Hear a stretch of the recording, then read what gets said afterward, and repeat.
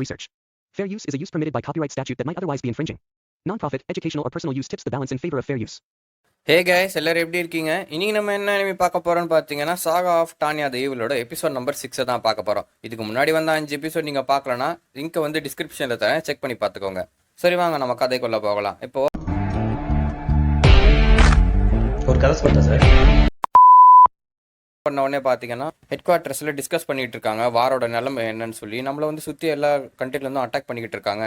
நம்மளோட பெரிய த்ரெட்டுன்னு பார்த்தீங்கன்னா ரிப்பப்ளிக் தான். ஆனால் அது மட்டும் இல்லை, இப்போ என்ன பண்ண ஆரம்பிச்சுன்னா சுற்றி இருக்க சின்ன சின்ன கிங்டம்ஸ், அது என்னென்னா டாக்கியான்ற kingdom, allied nations and entity அலையன்ஸ்ன்ற 3 கண்ட்ரியும் அட்டாக் பண்ண ஆரம்பிச்சிருக்காங்க. இப்போ வந்து கண்டிப்பாக அந்த இடத்துக்குலாம் ஃபோர்ஸை அனுப்பி நம்ம அவங்களெல்லாம் தடுக்கலைன்னா அவங்கள பார்க்கறதுக்கே நேரம் போயிடும். அப்போ வந்து ரிப்பப்ளிக் உள்ளே வந்துருவாங்க. இதுக்கு நம்ம ஏதாவது ஒரு விஷயத்த பண்ணியே ஆகணும் அப்படின்னு சொல்லி இந்த ஜென்ரல் யோசிக்க அப்போ தான் வந்து இவருக்கு ஞாபகம் வருது, அந்த ஸ்பெஷல் ஃபோர்ஸை வேணா யூஸ் பண்ணலாமா அப்படின்னு சொல்லி. இப்போ அதை விட்டால் நமக்கு வேறு வழியும் இல்லை. நம்ம ரிப்பப்ளிக் கூட ஃபுல் ஃபோர்ஸில் ஃபைட் பண்ணோம்னா அந்த ஸ்பெஷல் ஃபோர்ஸ் சுற்றி வந்து எல்லாரையும் நம்ம டிஃபெண்ட் பண்ணால் தான் முடியும். அவங்களோட வேலையை கரெக்டாக செஞ்சாங்கன்னா நம்ம ஈஸியாக அந்த சின்ன கண்ட்ரிஸ்லாம் அழிச்சிடலாம். அதுக்கப்புறமா ஃபுல் ஃபோக்கஸ் வந்து ரிப்பப்ளிக்கில் பண்ணலாம் அப்படின்ற பிளானை போடுறாங்க. சரின்னு சொல்லி இவங்களும் ஸ்பெஷல் ஃபோர்ஸுக்கு வந்து இந்த மிஷனை பற்றி அனுப்புங்க அப்படின்னு சொல்கிறாங்க. இப்போதைக்கு நார்த்தில் இருக்க நார்டனுக்கு அனுப்புங்க, ஏன்னா அங்கே தான் பேட்டில் சுச்சுவேஷன் ரொம்பவும் மோசமாக இருக்குது. அங்கே நம்மளோட சப்ளைக்கு, அதான் இவங்க வார் ஹவுஸ்ன்னு சொல்லுவாங்க பார்த்தீங்களா, அதில் வந்து ஸ்டோரேஜ் பண்ணி வச்சுருப்பாங்க சாப்பாடு எல்லா விஷயங்களையும். அந்த இடத்த அழிக்க ட்ரை பண்ணிட்டு இருக்காங்க. அங்கே போய் டிஃபெண்ட் பண்ண சொல்கிறாங்க. ஏன்னா அதை அழிச்சிட்டாங்கன்னா அதுக்கப்புறம் அவங்களால வின்டரை வந்து சர்வே பண்ண முடியாது. இந்த விஷயம் டானியாக வந்து சேருது. டானியா வந்து எல்லாருக்கும் சொல்கிறா, எல்லாரும் சந்தோஷப்படுங்க, இன்னைக்கு என்னோட பிறந்த நாள், அதுக்காக ஹெட் குவார்ட்டர்ஸ்லேருந்து எனக்கு வந்து கிஃப்ட் அமைச்சிருக்காங்க. நம்ம இப்போ நார்த்துக்கு போகிறோம் அப்படின்னா, நார்த்துக்கா முதல்ல சவுத்து போட்ட இப்போ நார்த்து வேற மாதிரி போலையே, நம்மளை சுற்றி சுற்றி அனுப்புறாங்களே அப்படின்னு. ஆக்சுவலாக நம்மளை போட்டதே இந்த வேலைக்காக தான். இந்த மாதிரி சுற்றி சுற்றி எல்லா இடத்துக்கும் போகிற மாதிரி தான் இருக்கும். அதனால் உங்களை தயார்படுத்திக் கொள்ளுங்க அப்படின்னு இவன் சொல்கிறா. அவளோட டீமில் இருக்க கர்னல் பார்த்தீங்கன்னா விஷயத்தை எல்லாத்தையும் எக்ஸ்பிளைன் பண்ணிட்டு இருக்காரு சோல்ஜர்ஸ் கீழே. அதுக்கப்புறம் அப்படியே நடந்து வராங்க. இப்போ இவங்க சண்டை போகிறது யாருன்னு பார்த்தீங்கன்னா என்டிட்டி அலையன்ஸ் அப்படின்ற ஒரு சின்ன கண்ட்ரி தான். இதுவும் டாக்கியா மாதிரி சின்ன கண்ட்ரி தான். மற்ற கண்ட்ரிலேருந்து சப்போர்ட் வாங்கி சண்டை போட்டுருக்காங்க. இது நார்த் சைடில் இருக்குது. அப்படியே கட் பண்ணி எதிரி நாட்டை தான். நம்ம டானியாவுக்கு வந்து டவுட் வருது, ஏன்னா அப்படிப்பட்ட சின்ன கண்ட்ரி வந்து எதுக்காக நம்ம பெரிய கண்ட்ரி கூட சண்டை போடணும்னு சொல்லி. அப்போ தான் இவளுக்கு வந்து புரியுது, மற்ற நாட்டிலேருந்து நம்ம நாட்டை அழிக்கிறதுக்காக சப்போர்ட் பண்ணிக்கிட்டு இருக்காங்கன்றது. இதை வந்து விக்டோரியா கிட்ட சொல்லிட்டு வரா. நாட்டை தான் காத்துறாங்க, இங்கே டிஸ்கஸ் பண்ணிட்டு இருக்காங்க. டாக்கியாவோட நிலைமை நமக்கும் வந்துடுச்சுன்னா என்ன பண்ணுறது, அந்த ஒரு ஸ்பெஷல் குவாட் வந்து அவங்களை மொத்த பேரையும் அழிச்சிட்டாங்க அப்படின்னு சொல்லவும் நமக்கு வேற வழி இல்லை, சண்டை போட்டு தான் ஆகணும். நம்மள மாதிரி சின்ன கண்ட்ரி வந்து சண்டை போடுறதே பெரிய விஷயம், இதில் வேற நமக்கு சப்போர்ட்லாம் பண்ணுறாங்க, நம்ம இதை கண்டி சர்வை பண்ணலன்னா நமக்கு பெரிய அசிங்கம் அப்படின்றாங்க. இவங்க ரொம்பவும் சின்ன கண்ட்ரியாக இருக்கிறதுனால மற்றவங்க கிட்ட கெஞ்சி ஹெல்ப் கேட்டு தான் வந்து சண்டை போட வேண்டியதாக இருக்குது. அதை நினச்சி வருத்தப்படுறாங்க. வேற வழியும் இல்லை, இந்த மாதிரி சின்ன கண்ட்ரி சர்வை பண்ணால் அப்படி தான் பண்ணி ஆகணும். அப்படியே கட் பண்ணி இப்போ பேட்டில் ஃபீல்டை தான் காட்டுறாங்க. இங்கே பார்த்தீங்கன்னா இந்த எதிரி நாடு என்டிட்டி அலையன்ஸ் இருக்காங்களா, அவங்களோட மெஜிஷியன்ஸ் வந்து சண்டை போட்டுட்டு இருக்காங்க. இந்த பக்கம் நம்ம டானியாவோட நாடு எம்பையர் நாட்டை சேர்ந்த மெஜிஷியன்ஸும் சண்டை போடுறாங்க. ஆனால் சண்டை போடுறதுக்கான முடிவே இல்லை, ஏன்னா ஆப்போசிட்டில் வந்து நிறைய படம் இருக்குது. இங்கே இருக்க கமாண்டர் பார்த்தீங்கன்னா ஆர்டர் கொடுத்துட்டே இருக்காரு, கமாண்டரையும் சுட்டுறாங்க. சரி இவ்வளோதான், ரொம்ப மோசமாக இருக்குது சுச்சுவேஷன், அவர் கூட்டிட்டு பின்னாடி போங்கன்னு சொல்லி இன்னொருத்த கமாண்ட் எடுத்துக்கிறான். ஹெட் குவார்ட்டர்ஸ் கான்டாக்ட் பண்ணி எங்களுக்கு பேக்கப் வேணும், எங்களுக்கு பேக்கப் வேணும்னு சொல்கிறான். அப்போன்னு பார்த்தீங்கன்னா பாம்பர்ஸ், அதாவது ஃப்ளைட்டில் வந்து பாம்பு போடுவாங்க பார்த்தீங்களா, அவங்க போய்கிட்டு இருக்காங்க. எங்கே போகிறாங்கன்னு பார்த்தீங்கன்னா அந்த சப்ளை குடோன் இருக்குல்ல, அதில் போட்டு அழிச்சிடலான்றதுக்கு தான் போகிறாங்க. மெஜிஷியன்ஸால் ஒரு குறிப்பிட்ட தூரத்துக்கு தான் பறக்க முடியும், நான் ஏற்கனவே சொல்லியிருக்கேன். ஃப்ளைட் வந்து ரொம்ப தூரமாக பறக்குது, அதனால் அவங்களால அதை அழிக்க முடியாது, பேக்கப் வேணும்னு கேட்குறாங்க. ஹெட் குவார்ட்டர்ஸில் பேக்கப் அனுப்பணும்னா இன்னும் 5 நிமிஷம் ஆகும். என்னது 5 நிமிஷமா, அதுக்குள்ளே நாங்கள் செத்துருவோண்டா அப்படின்னு இவங்க சொல்ல, வேற வழியே இல்லாமல் நம்ம நாட்டுக்காக நீ தாக்கு பிடிச்சி தான் ஆகணும் அப்படின்னு சொல்கிறான். பேட்டில் வந்து ரொம்பவும் மோசமாக போய்கிட்டு இருக்கு. இவங்க எல்லாரும் பார்த்தோன்னா அடுத்தடுத்து செத்துக்கிட்டே இருக்காங்க. மேலே ஃப்ளைட்டில் போகிறவங்க என்ன பண்ணுறாங்கன்னா சும்மா போகாமல் மிஷின் கன் வச்சு கீழே இருக்க எல்லாரையும் சுட்டுட்டு போயிருங்கிறானுங்க. இந்த பக்கம் பார்த்தீங்கன்னா அப்படியே ஃப்ளைட்டும் அந்த ஸ்டோரேஜ் கிட்ட போய்கிட்டே இருக்குது. வேற வழியில் என்ன பண்ணுறது, தடுக்கவும் முடியல, இங்கே இருக்கவங்களும் செத்துக்கிட்டு இருக்காங்க. எதா பண்ணுங்கன்னு சொல்லிக்கிட்டே இருக்கும்போது அங்கே மைக்கில் சொல்கிறாங்க, சந்தோஷப்படுங்க, இப்போ உங்களுக்காக பேக்கப்க்கு ஒருத்தவங்க வந்துட்டு இருக்காங்க, நீங்கள் எல்லாரும் பின்னாடி வாங்க. வர்றது சும்மா இல்லை, நேம்டு மேஜ் அப்படின்னு. நேம்டு மேஜ்னா என்னன்னு பார்த்தீங்கன்னா நார்மலாக இருக்க மந்திரவாதியை விட நேம்டு மேஜுக்கு வந்து சக்தி வாய்ந்தவங்களா இருப்பாங்க. நம்ம டானியாவை தான் நேம்டு மேஜ்னு சொல்கிறாங்க. அவளுக்கு சில்வர் விங்ஸ் அந்த மெடல் கொடுத்தாங்க பார்த்தீங்களா, அப்போ சில்வர் விங்ஸ்ன்னு சொல்லி பேரும் வச்சிருக்காங்க. அவளோட ஸ்குவாட் தான் வந்துகிட்டு இருக்கு, அதை தான் சொல்கிறாங்க.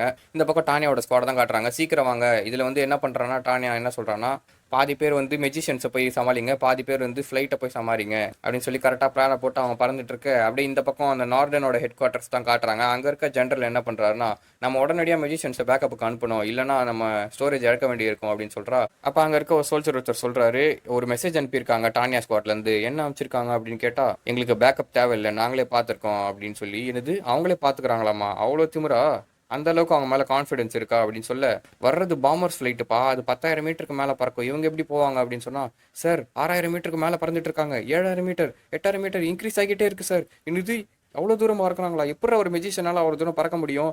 அப்போ கேள்வி கேட்டதெல்லாம் உண்மைதான். இது வந்து பயங்கரமான ஸ்பெஷல் கார்டு போலயே அப்படின்னு நடக்கிறாரு. இங்கே பார்த்தீங்கன்னா இவனுக்கு எதிர இருக்க மெஜிஷியன்ஸும் போட்டு சுட்டுக்கிட்டு இருக்கானுங்க. இந்த பக்கம் டானியா வந்து அந்த ஃப்ளைட்டை அடிக்கிறதுக்காக போயிட்டு இருக்கா. ஃப்ளைட்டை பாதுகாக்கிறதுக்காக ஒரு சில மெஜிஷியன்ஸ் வராங்க. அப்போ என்ன பண்ணுறான்னா, விக்டோரியா நீ போயிட்டு ஸ்குவாடை கூட்டிட்டு ஆடி, நான் ஃப்ளைட்டை நான் ஒரு ஆள் பார்த்துக்கிறேன் அப்படின்னு சொல்கிறான்.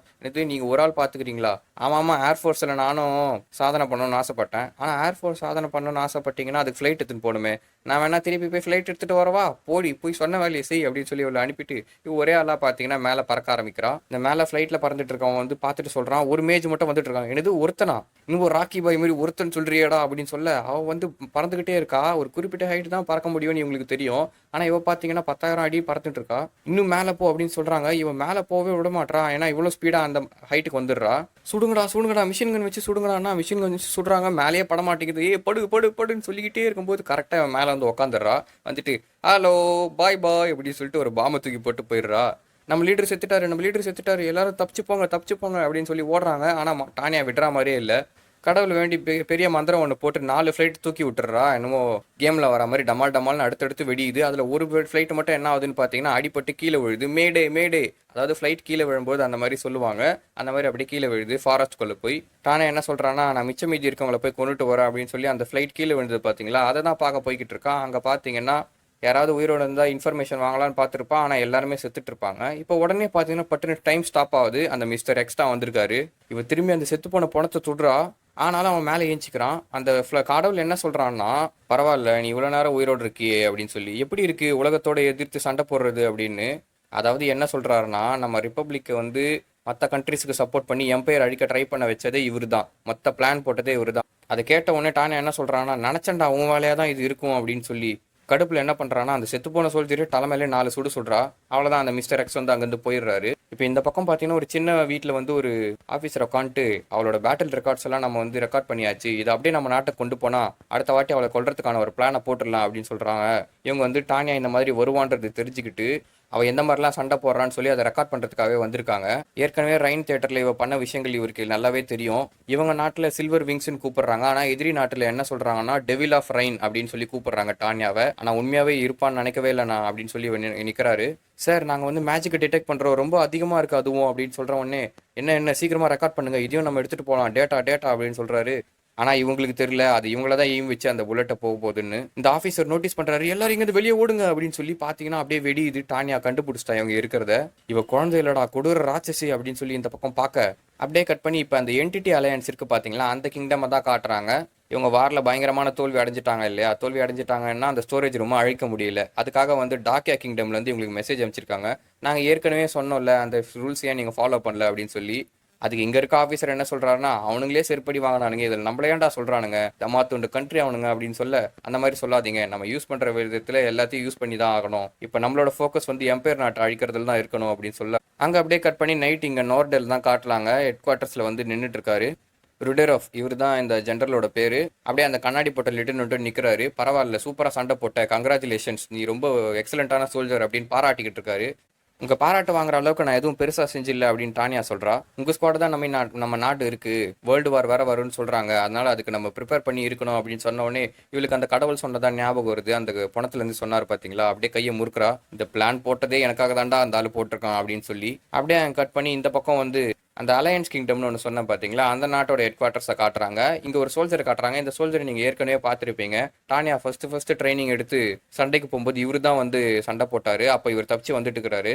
இவருக்கு பார்த்தீங்கன்னா இப்போ ப்ரமோஷன் கொடுத்துருக்காங்க. கங்க்ராச்சுலேஷன் சொல்லி ஒரு சோல்ஜர் சொல்ல, டேய் நீ வேற சும்மாறா, என்னோட ஜென்ரல் வந்து செத்துட்டாருன்னு சொல்லி தான் எனக்கே ப்ரமோஷன் கொடுத்தாங்க அப்படின்னு சொல்ல, இன்னும் 1 வருஷம் இருந்தீங்கன்னா நீங்கள் மேஜர் ஆகிடுவீங்க, அப்படியே 1 வருஷம் இருந்தீங்கன்னா இந்த நாட்டுக்கே நீங்கள் தான் சுப்ரீம் ஜெனரல் ஆகிடுவீங்க அப்படின்னு சொல்ல, டேய் நீ இந்த நிலைமையை பார்த்தா நம்ம நாடே அழிஞ்சிடும் போல, நீ வேற இங்கே வந்து ஜோக் பண்ணிக்கிட்டு இருக்க போடா அப்படின்னு சொல்லி இவர் சொல்கிறாரு. அப்படியே ஒரு பாக்கெட்லேருந்து இவங்களோட பொண்ணு ஃபோட்டோ தான் எடுத்து பார்க்குறாரு. அப்படியே சோகமாக உள்ளே எடுத்து வச்சுட்டு அப்படியே கிளம்பி போகிறாரு. இந்த எபிசோட அதோட முடிக்கிறாங்க. இந்த எபிசோடு உங்களுக்கு பிடிச்சிருந்தனா லைக் ஷேர் கமெண்ட் பண்ணுங்கள். மறக்காமல் அந்த சப்ஸ்கிரைப் பண்ண மட்டும் கொஞ்சம் அழுத்திட்டு போயிடுங்கப்பா.